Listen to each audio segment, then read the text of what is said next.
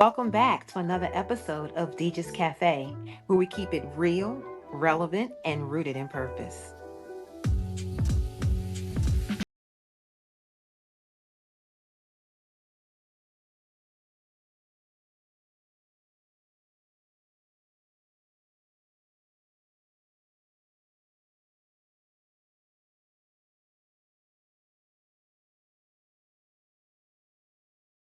Good evening. Good evening. Welcome back to DIJAH's Cafe, another episode where we keep it real, relevant, and rooted in purpose. I'm Khadijah Stewart, your host, the business strategist and non traditional learning director.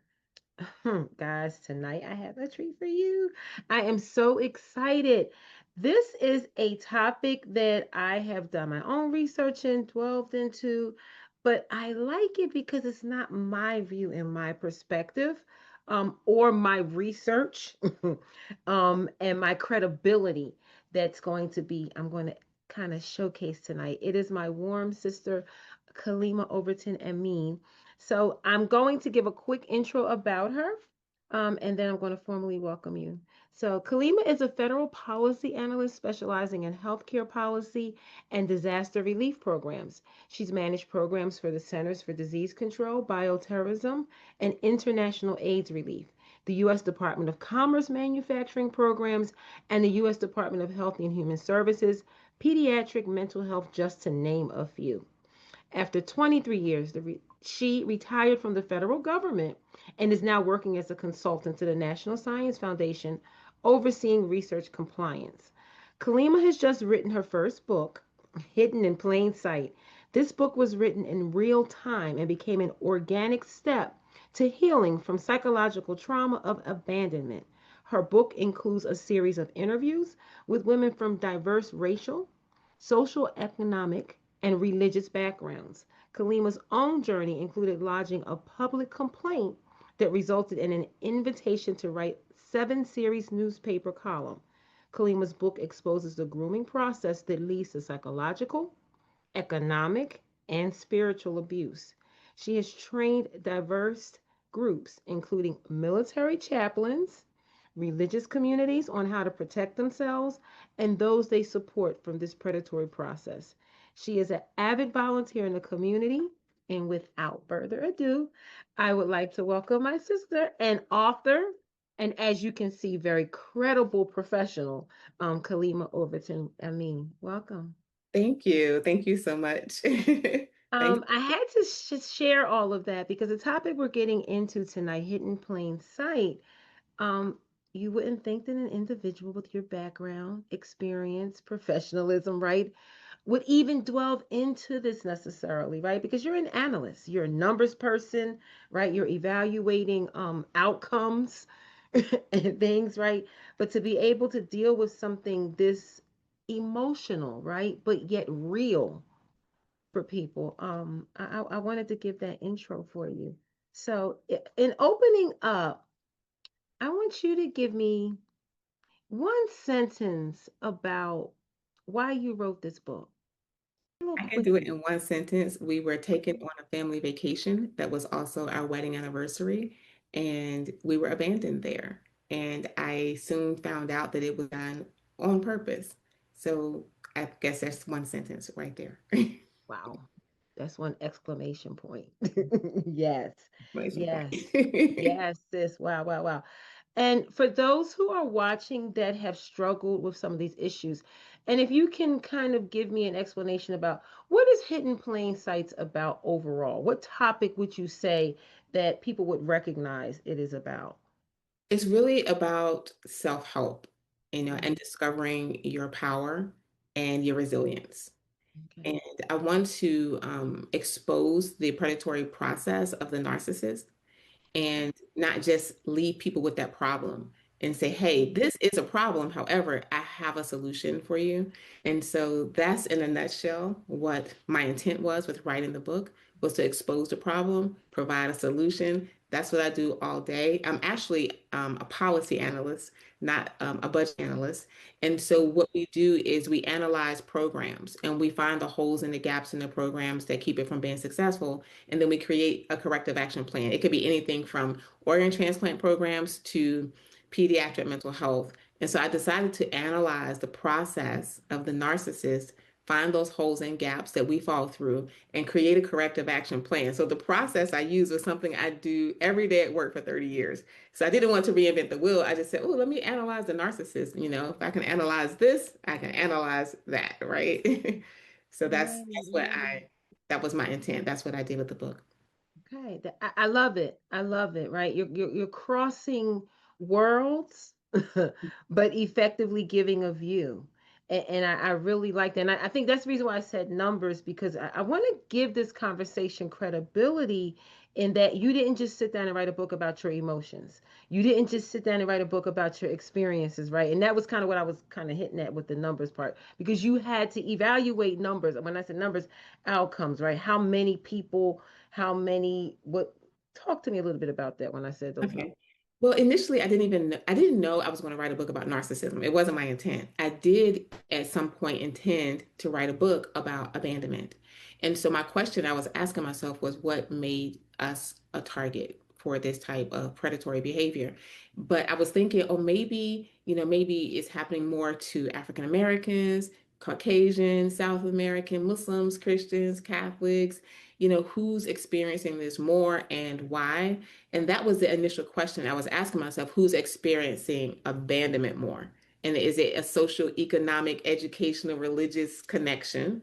And so as my research began and I interviewed women from all of these backgrounds, it became very apparent that the nexus wasn't, any of those things, race, ethnicity, social, economic status, education, none of these things were the nexus. The nexus was all of the women were unknowingly either engaged to or married to a narcissist, and that connection was made. And so then I started researching about narcissism. And so it just validated the connection that I was making with these holes and gaps and what everyone had in common. Because on the surface, none of us had anything in common, right? But now we all have this piece. And when I started researching about narcissism, one of the key factors with the covert narcissist is that they will abandon and sometimes unalive like the whole family. They walk off as if the family never existed. That is one of the hallmarks of the covert narcissist. And so that's how I surprisingly made that connection. So it took everything in a different turn. So now I'm actually researching and writing about narcissism, whereas initially I thought I was just researching about abandonment communities, experience this more and why. Excuse me. It's interesting how your journey came from abandonment, right?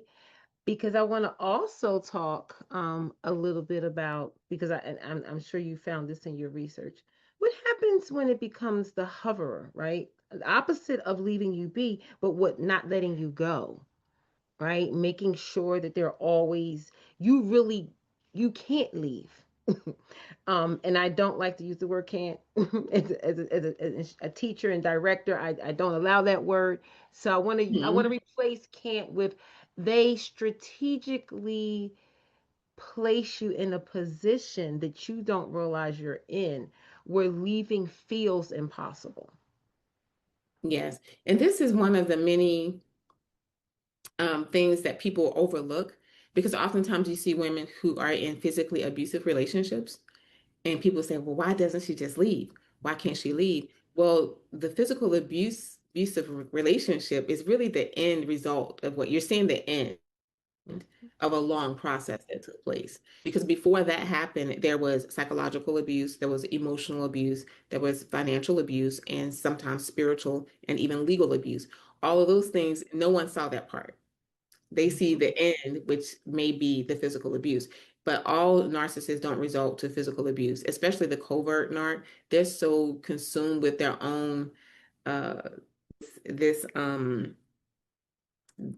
their own reputation that they're not going to really resort to that. But they will have all these other hidden forms of abuse before, and they don't resort to the physical abuse. The malignant narc will resort to physical abuse.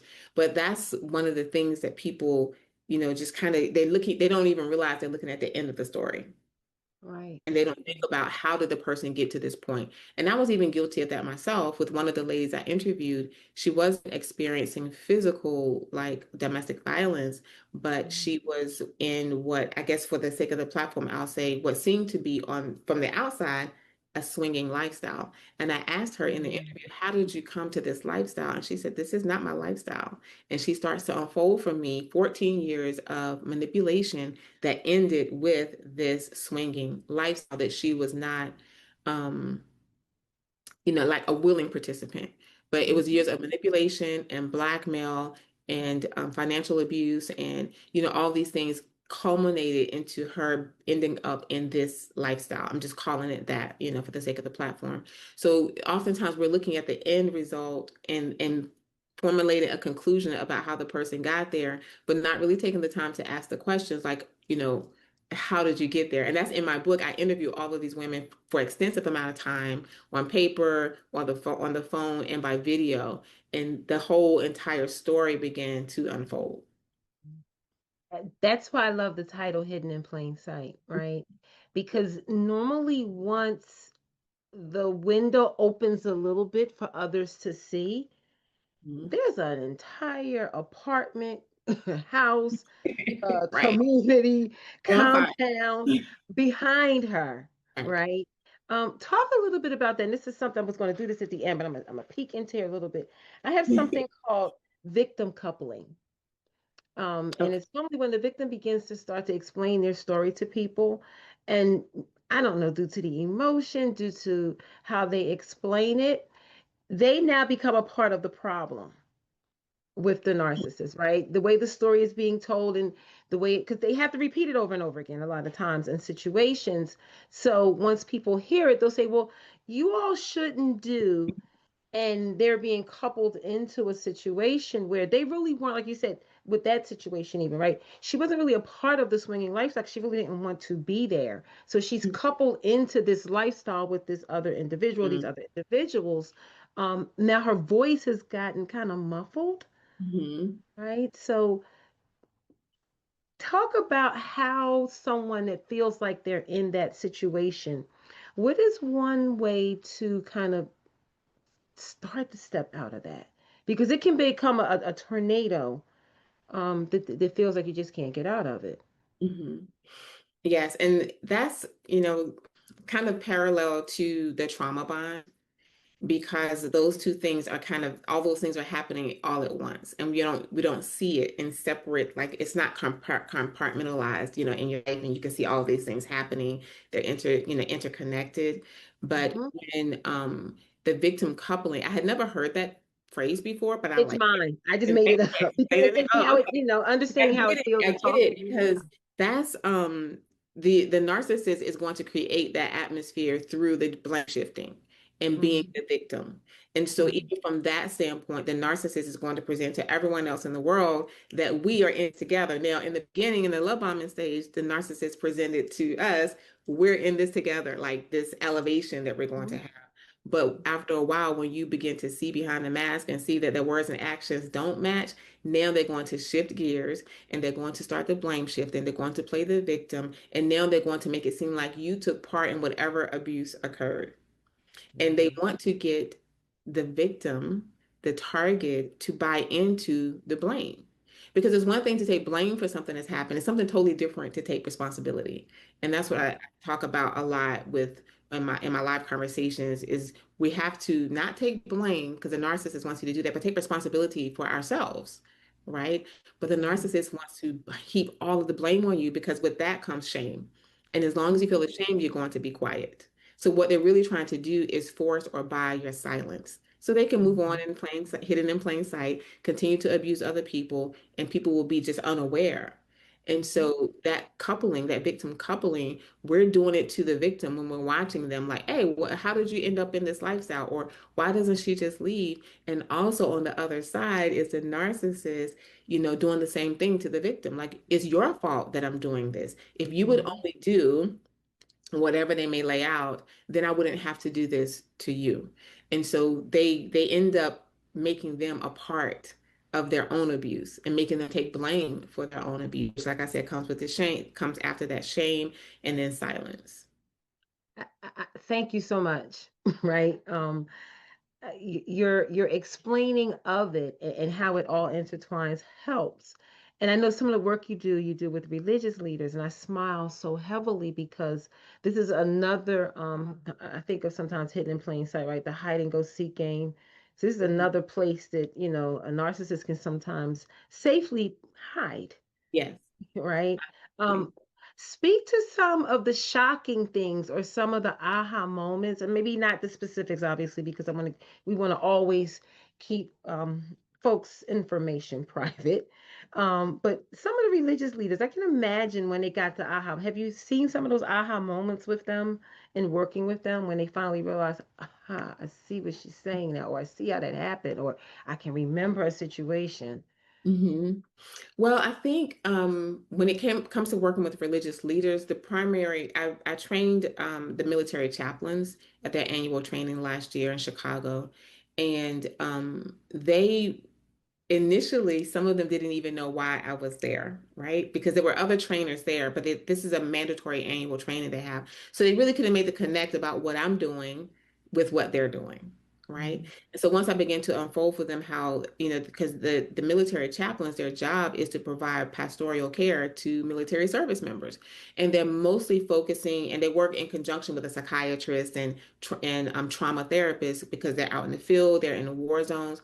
But when I laid out for them, like imagine they're going through all of these things that you see them going through, but imagine at home they have this person, male or female, who's Mhm. also manipulating them on the other end, who's also grooming them, who's demeaning them and diminishing them. And, a lot of the chaplains talked about, because the military chaplains are Muslim, Christian, Catholic, Buddhist, they, come from all backgrounds. But some of the Muslim military chaplains talk about how their families disown them twice. One, for converting to Islam, two, for being in a war zone and maybe a Muslim country, and three, for being in the military. And Mhm. so they have all of these things that are compounded trauma. And so then when Mhm. I presented to them, now imagine all of this is going on, and now the person has this spouse at home who is also grooming them for another type of Mhm. manipulation and abuse, and they have no power, to stop it because they're in the war zone or because they're deployed.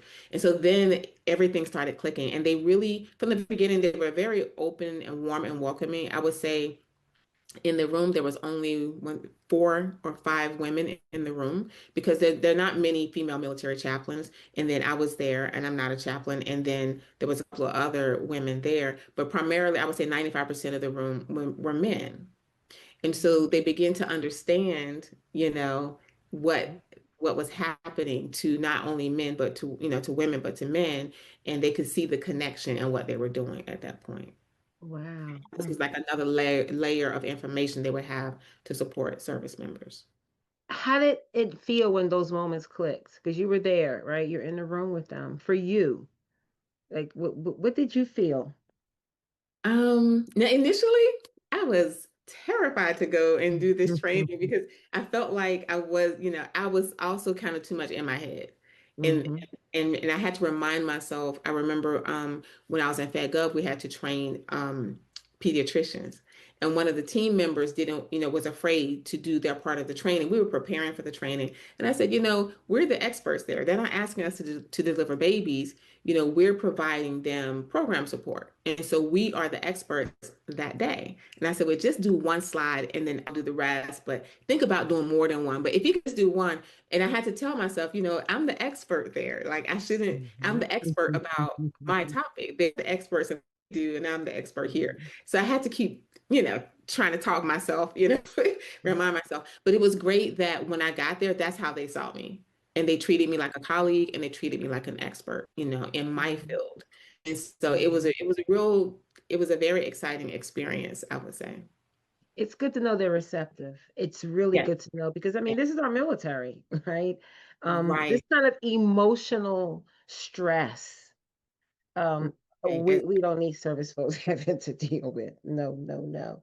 I want to jump a little bit into many people. I got some questions. Many people associate narcissism only with arrogance or self-absorption. What are some of the less obvious signs that someone is being groomed or manipulated emotionally? Okay. Just a few. You could just Well, shoot them all. Okay. Well, there's different types of narcissists, and narcissism, I just say it's kind of really on a spectrum, right? From the covert and overt narc to the very toxic, malignant narcissist. And at the very high end of that spectrum is the serial K, who is at the core a narcissist, right? So you're thinking about that person who's very covert, you they blend in well.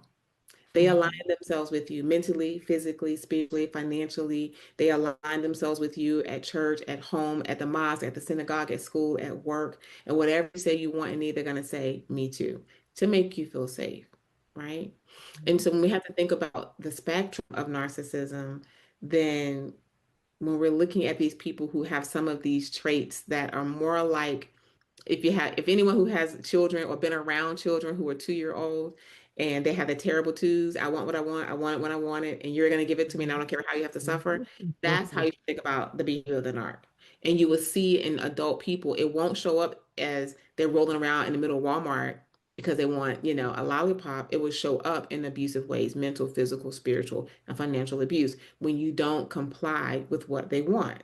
And what they Mhm. want changes and varies day to day. Mhm. Sometimes they can tell you what they want, and then you get punished for not giving them something they never told you they wanted. And so you're going to see this abusive behavior. And so this is the very end of that spectrum, the covert, because they're never going to be outwardly aggressive because they're really concerned about their reputation. And they don't Mhm. want their reputation to be spoiled because that's part of how they get in the door. When they knock, they show, me. You know me from the church, from the mosque, from the synagogue. You know me from school, from work, from the community. You know me. We volunteer together and we feed the homeless. You know me. I'm a safe person, right? I'm the pastor. I'm the imam. I'm the teacher. I'm the nurse. I'm the doctor. Mhm. Mhm. I'm the daycare provider. You know me, I'm safe. And this is how they pretty much get the crack in the door. And then after that, it's pretty much a wrap. Mhm. I'm so glad you were able to connect it that way. It's kind of important because sometimes the person that is being affected by the narcissist doesn't even know how they got wrapped up in it. Not Right. sometimes, most times, right? And they Yeah. don't realize they're there until all of a sudden there's some type of uncomfort or discomfort that never goes away, Mhm. right? And I want to talk about this because if there's anyone out there listening, or watching this, please share this with anyone that speaks like this. You've heard them tell stories like this, because I want Kaleema now to give some resources or some directions, right? Because therapy is something that, okay, we talk about it now, it's acceptable. But it's one thing to say seek therapy, it's another thing to say what type of organizations or what type of directions do I go to step one, right? I've been in this situation and I'm remember this feeling she's talking about, it's not going away. It keeps going on and on and on. And it goes away a little bit, I think, and it comes back, and I don't want, I want to get rid of it, right? I'm ready to do something.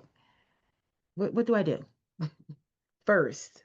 Well, once you feel that when you have that uncomfortable feeling, it comes from your boundaries are not being respected and your needs are not being met. And so once you understand what's happening, because a lot of times people don't know and they just feel like I just don't, I can't be myself around this person. I can't ever feel whole around this person. I never feel respected, and I never feel, like I'm my own person. Because for the narcissist, you're just an object. You're like an object that they put on the shelf and they take down when they want to impress other people, because we are a beard for the narc. And the narcissist needs you to look normal. I have a wife, I have a husband, I have a job, I have a home, I have children. These are props, right? To Mhm. make them look normal. And so Mhm. once you realize, wait a minute, my boundaries are always being broken, whatever the boundary may be, the narcissist is going to start with the smallest boundary first, something that you may could live without. So this is where you're going to be uncomfortable, but you're like, it's not enough for you to throw the whole thing out, but you just don't like it because they're going to inch along, like pulling this rug out from under you one string at a time, with your boundaries not being met, and then with your needs not being met. And so once you realize that this is happening, hopefully you're not already, hopefully you're still in the dating or the courtship phase and you can exit, right? This stage play. But if not, and you're already married, then you really have to be able to reestablish those boundaries and go no contact. There's no way to restore the damage done to your frontal lobe while you're with the narcissist, while you're still in contact with the narcissist. That's like saying, I'm going to stop being an alcoholic while I'm still drinking alcohol. It can't happen. So you have to Mhm. really be able to unplug because the entire time you're with the narcissist, their frontal lobe is diminished in its capacity to function. And the frontal lobe governs critical thinking, empathy, and risky behavior. They Right. lack that, just like the 2 year old. The 2 year old problem is, well, the 2 year old is two, and we expect them to behave that way. It's not acceptable, but it's expected.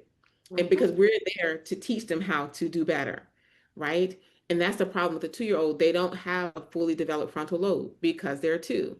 So all of Mhm. these skills Mhm. haven't yet developed. But when you see someone who's 30, 40, 50, 60, 70 years old, still with, I want what I want what I wanted, and you're going to give it to me, now you know you're dealing with someone with a diminished frontal lobe. It could be a person with bad behavior that never learned these Mhm. skills and they can correct it, or it could be a narcissist who never intends to correct it and don't have the capacity to correct it. So you have to just really go no contact. There is no, I'm going to just be there a little bit. I'm just going, you can't do that because your frontal lobe is constantly being negatively impacted by their ill-equipped frontal lobe, which theirs comes out with abuse and you're receiving and accepting this abuse. And so your frontal lobe can never really function to protect you. It's your protection. The critical thinking, Mhm. empathy, and risky behavior, this is your protection mechanism. Mhm. It can't function while you're in contact. So that's why it's so important to really go no contact and remove yourself, extract yourself safely from that space. Because a malignant narc is dangerous. They will do you bodily harm. So I tell people when they ask me, should I leave? I can't tell you that. I don't even know your personal situation. I don't live at your home because when women try to leave, or even men, when women try to leave, this is the most dangerous part of this process, right? And so that's why I always ask people like make sure you get professional help, Right. therapist, a counselor to coach you and help you leave safely because it's going I to wanted you escalate.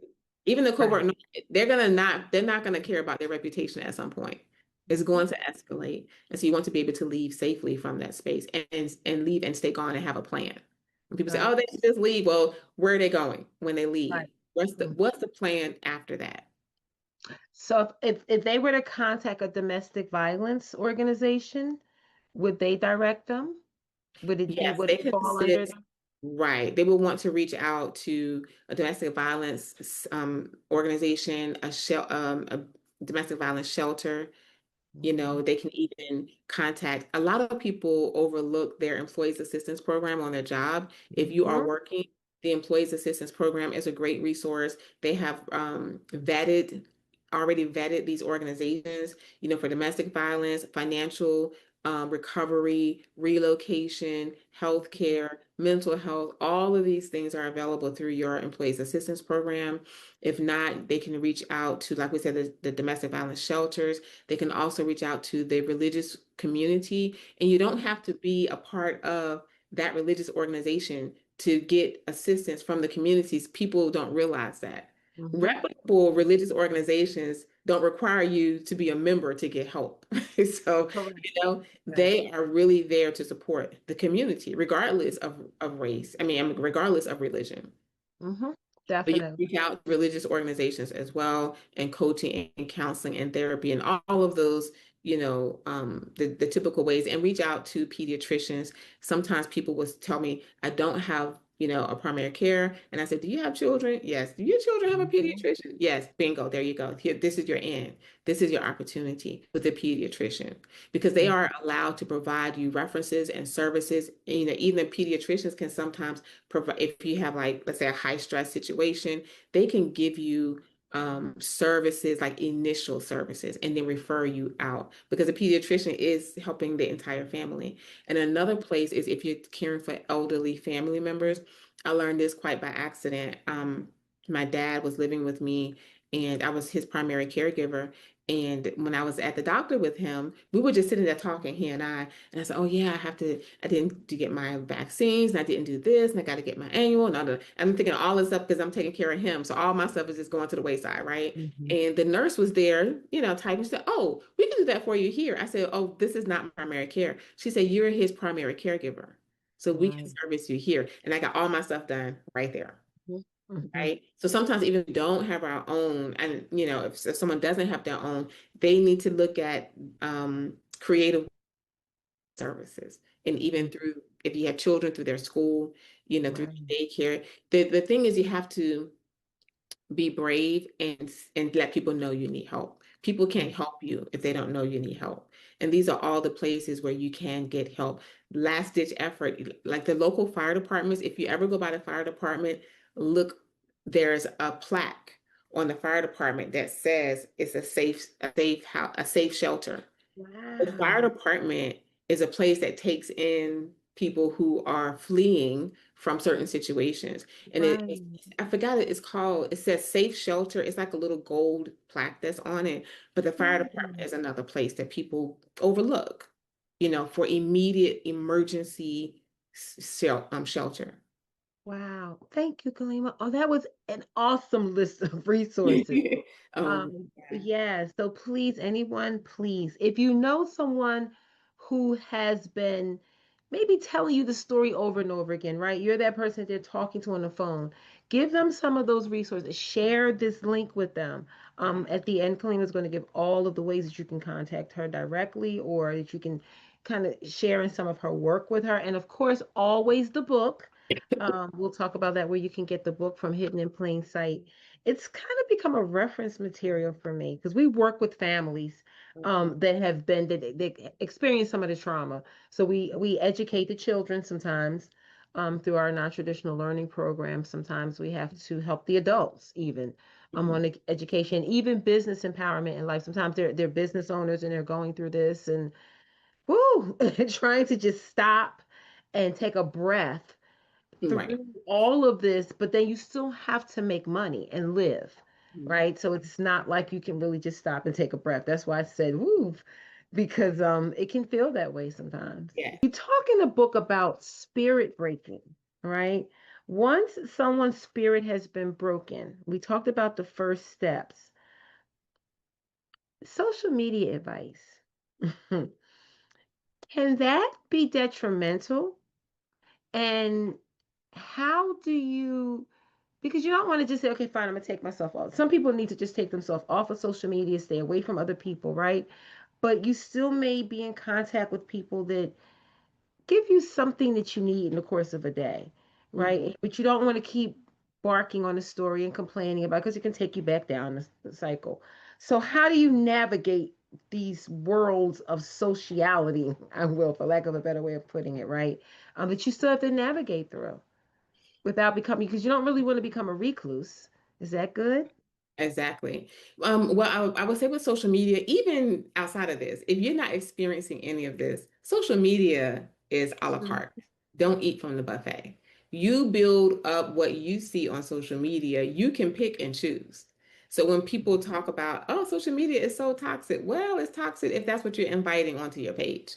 Yeah. And I tell even outside of this, you should be cleaning house on your page monthly, just dumping people. I was Mhm. on a plane going to Chicago and I deleted 2,000 followers from my TikTok page. Now, not to say that they were toxic, but when you have to really evaluate and determine what is my goal here and does Mhm. this meet my goal? Right? And if you're trying to create a space, let's say outside of that, if you're trying to create a safe space for yourself, you can still be on social media. You can, make your account private. You can remove people from your account. You can block them and delete them. And some of them will come back and they're flying monkeys and they're just going to keep coming around. But you can create a safe space for yourself on social media because, like you said, it's a great avenue if used properly. God would use it for good and not evil, right? If used properly, it's a great way to reach out and even get a counselor, a therapist, a coach, or someone you wouldn't normally have in your physical circle. They could be all the way on the other side of the world, or they could be, Mhm. it's a great place to get information. Right. But we Right. have to really get a handle on it. And I tell people, look, when you go no contact with the narcissist, do not look at their social media. Don't try to, the curiosity killed the cat. Don't look at what they're doing. Don't allow them, don't converse with them in any shape, form, or fashion on social media, by text, by phone, by email, in person. Nothing. No contact is no contact. Unless, if someone is co-parenting with a narcissist, or if the narcissist is indeed their own parents. A lot of people contact me and say, oh, my parents are the narcs, not my spouse. And so, or it's siblings or a boss. You can't just walk off your job because your boss is a narc, right? And so then Mhm. in those cases, you do want to do low contact, which does mean you're going to have some level of communication with them, but it should always be in writing by email or by text so you don't get sucked in. And also so you can Mhm. document because the narcissist is the biggest liar on the face of the earth. So whatever they said and agreed to, it's not going to happen. And you need to have Mhm. documentation, especially like with co-parenting, and never let them into your home ever. One lady Mhm. was telling us about how he would come with the kids and now he wants to play with the dog and now he's on the couch and now he's eating, now he needs to use the rest. All this stuff is going on like he still lives there. You should never allow the narcissist back into your home, your car, your job, your nowhere, your church, your mosque. Mhm. Don't have them in your space at Mhm. all It's an because they energy, will try definitely. Mhm. to either come back in to abuse you further, or they will try to demean you and diminish you and disrespect you in front of who's ever watching. None of it will ever end good for you. Mhm. No, that's real. That's not emotions, right? Those are real life situations that occur. And I'm glad you talked about co-parenting. I know because we have something called parent empowerment hub, Okay. where we teach parents how to use their voice Hmm. without getting back into the tornado of the story, right? So, because in co-parenting, sometimes you have to use your voice, and I'm going to get into a little quick thing I want to do back and forth with you, but the difference in using your voice versus manipulation, right? So that can happen with a narcissist. They use words and they use tactics and tools to manipulate. And there's a difference between making a point and using your voice versus using the conversation and the words being used in the conversation to manipulate the conversation. So we're going to get into that for a bit, but I want to talk a little bit really quick about using your voice in co-parenting Okay. without, and it's a lot, right? We could probably do a whole series Yeah. on this. We're not going to go too far into that, but what I want to just, if you can throw out some adjectives or adverbs, I like word adjectives and adverbs for the person that has to co-parent with the narcissist to tell themselves before having that conversation, right? A lot of times, if we can give ourselves good words to use and think about before the conversation, we can Hmm. kind of train ourselves in how to have Yes. low contact, right? Yes. It's effective. Yes. And I would say, like I said, first of all, whatever conversation is going to take place, it should be really not well, sometimes it may have to be a conversation. It should not be in your home. It should be in a Mm-hmm. neutral space because you need to be able to prepare yourself to have to walk away. And you don't want to have to go into this whole thing of getting the narc out of your house, male or female, it doesn't matter. Narc's a narc. They're going to try to come into your space and take over, you know. Mm-hmm. And now you're going to have to call the authorities or something to get them out. It's going to be a whole thing. So first of all, it should be in a neutral place, where you feel safe and you have the option to just walk away, right? Mhm, But mhm, I think the main thing you want to do with co-parenting and setting those boundaries is making sure that you make it very clear that these are the parameters of this co-parenting, and we have to set people have to make their own boundaries, but it has to mhm. be a place where you're really creating a safe space for the children because the narcissist doesn't care about the kids, really. They're only trying to do this to get into your space. They could Mhm, care less, really, honestly, because they have no attachment to anyone, not their children, not their parents, and definitely not you. So they're in that understanding the motive of the narcissist is going to help you set these boundaries. mhm, Sometimes mhm, people will say, "Oh, I have to see them to have to exchange the kids." No, you actually don't. You have to exchange the kids, but you don't have to see them to do it because you correct. can pick another place at home, the church, the mosque, the synagogue, the school, the daycare, at the grandparents' house, at the aunt or best friend's house. Mhm, You have to exchange them someplace else. And you don't mhm, have to be there for that. If you can find another place where you can leave them there and you mhm, are no longer there when the narc comes because when they come, they're going to pick and they're going to try to break down your boundaries. So some of the things we want to do is to make sure you let them know, what's acceptable and what's not, and be clear about it. Don't say, well, maybe if, no, no, maybe if anything. You cannot pick them up at my home. Do not come to my home, right? You mhm, must pick them up here and they'll be there at this time. And it needs to be by email. because Right. sure as the Right. big road runs through Georgia, they're not going to show up on time, or they're not going to show up at all, or they're going to have some reason why they can't show up there and they need to come to your house and they can't Mm. drop them back over at grandma's house. They need to drop them at your house. And they're going to ask, why can't I do that? And the why. And they're going to jade, justify, argue, defend, and explain. This is what they're going to do and rope you in to this whole situation that's going to end up with them being the victim. Would you recommend CCing an individual that you know would remain neutral but just would accept the CC? So that when you're making arrangements, you have, a witness to the arrangements you attempted to make if in fact it falls through later. Right. And you could do that, as an extra measure of, evidence, I guess I would say. But the email speaks for itself. But you could do that. And especially if it's going to be a third party that's going to be involved in the exchange, then I would Right. include them. And that also limits you too, because it keeps everything kosher. Like there's not going to Mhm. be any back and forth about who shot John, about whatever happened in the marriage or the relationship with a third party present, right? Right. Present, I mean, in the email, present Mhm. on the text stream to say, hey, you're going to pick them up from my sister's house and she's going to be, there at this time and you can drop them back off and she's going to be there, or my brother or whomever. Mhm. And it would be a good idea if you could have them on the chat as well, because it also limits the narcissist from the lies and the deception, reeling you in, debate. Mhm. They're going to want to argue about something that happened 5 years ago. Right. And Mhm. you say they can't come to your house, and then they want to argue about, well, who's at your house? Why can't I come there? You must be seeing someone. All this stuff is going to happen. And they're going to try to bait you until they can get you into an argument, and they're going to be the victim at the end of the argument. Or they're going to try Mhm. to press you Mhm. to Mhm. prove to them. One lady was telling me how she took a lie detector test because he kept insisting that she was having this situation with the neighbor and then her boss and then this person and that person. Mhm. She actually took, he pressured her so much, she took a lie detector test.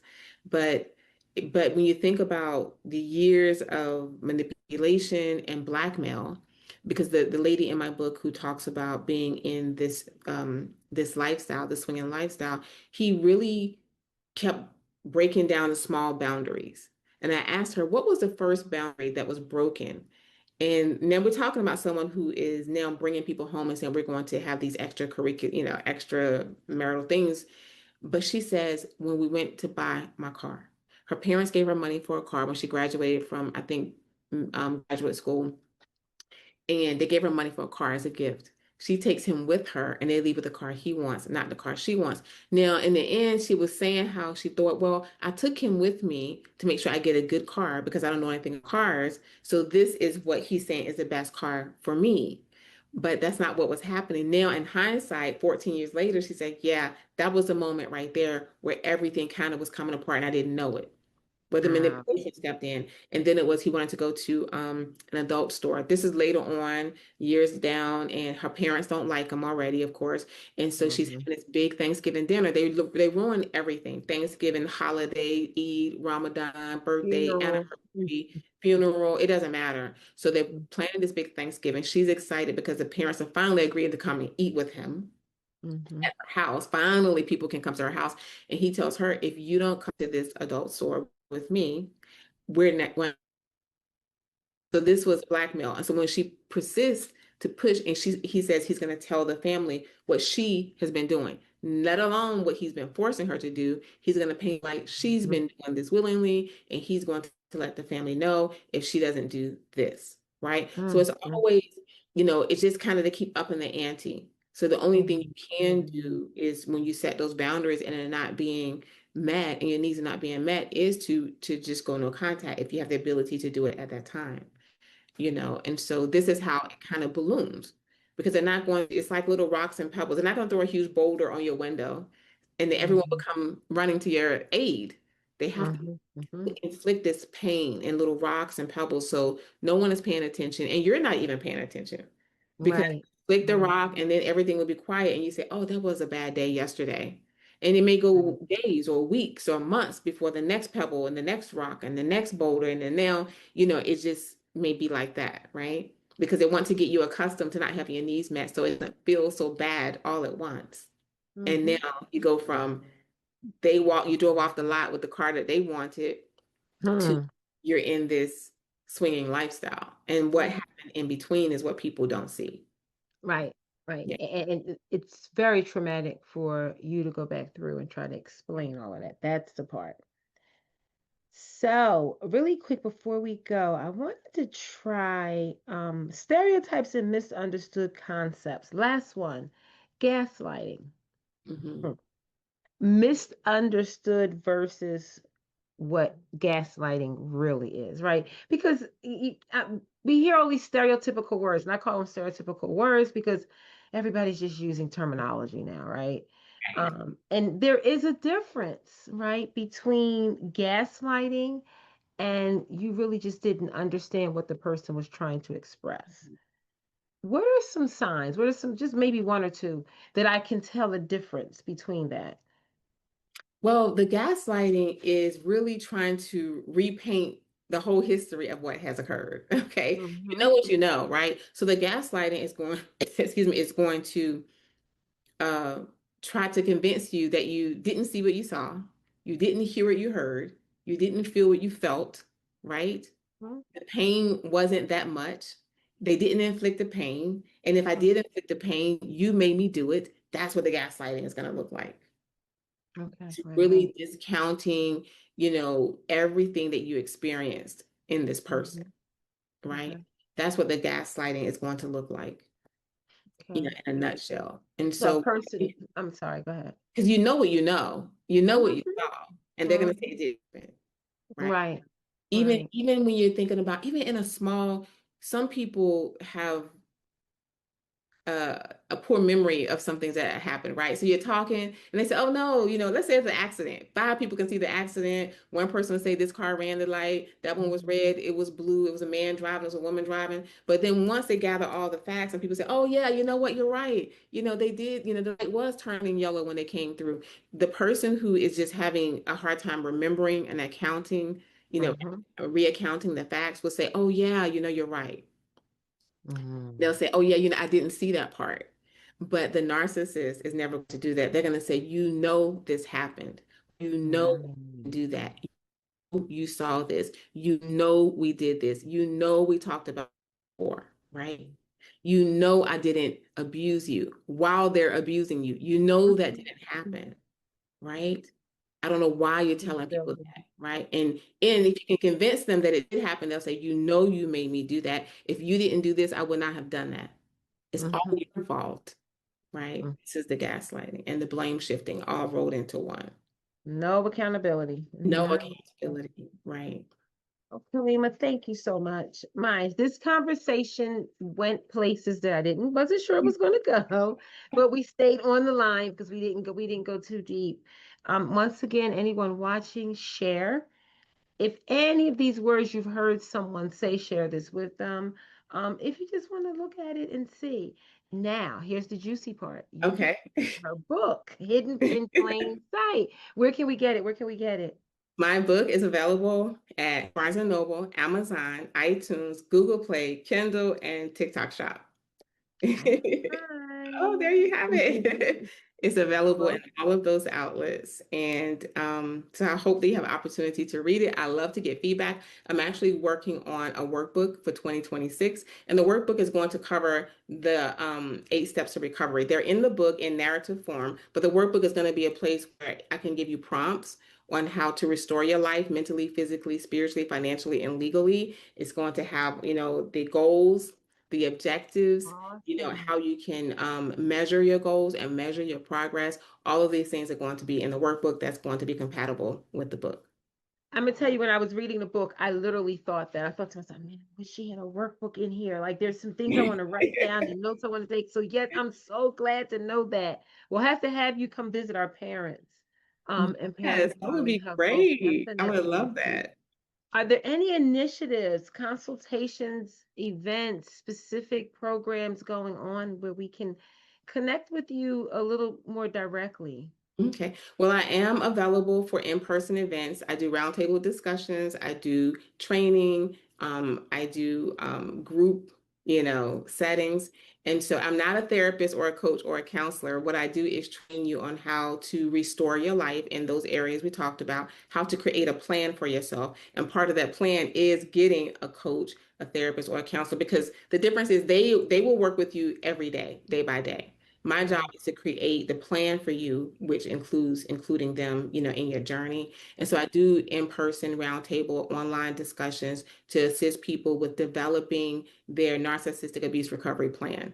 And in fact, when I'm on TikTok, I have my whiteboard behind me and people are in and they're actually creating their plan right there before the workbook even comes out. Because Wow. you don't have time to wait for me to finish the workbook to start your plan. You need to start your plan today. So Right. I come on every Saturday to help people create their workbook, create their plan until the workbook comes out. I mean, yeah. Awesome. And how do we find you on TikTok? I'm at Kaleema Overton Ameen, the same here on the book, and my Great. the same everywhere, so it makes it easy for people to find me. Mhm. Yes, so at TikTok and Facebook and Instagram, YouTube channel, um, Okay. yeah, everywhere it's the same. If you Google my name, Kaleema Overton Ameen, then you can find me in those spaces. Awesome. And I would really reach out to any teachers um, or individuals that deal with individuals within families, right? That you see something different going on, or you kind of notice some things and you have some suspicions and some thoughts, you can always buy a book and just pass the book on to them. You don't have to say anything to them, even, right?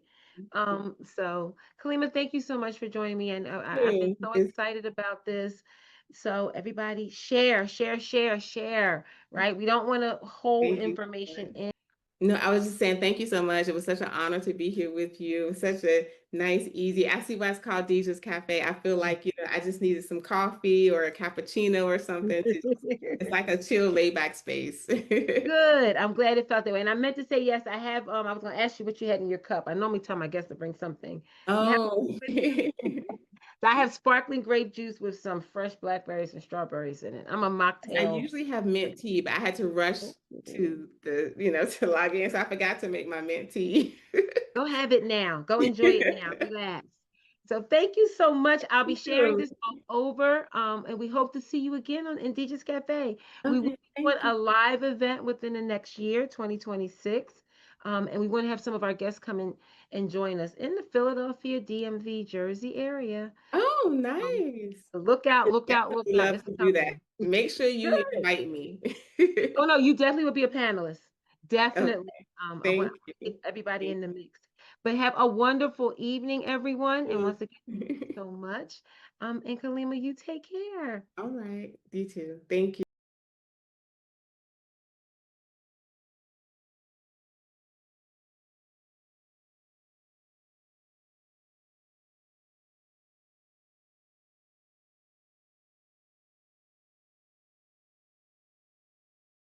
Thank you for joining us for another episode of DJ's Cafe. See you next time. And remember always, develop it just as it happens.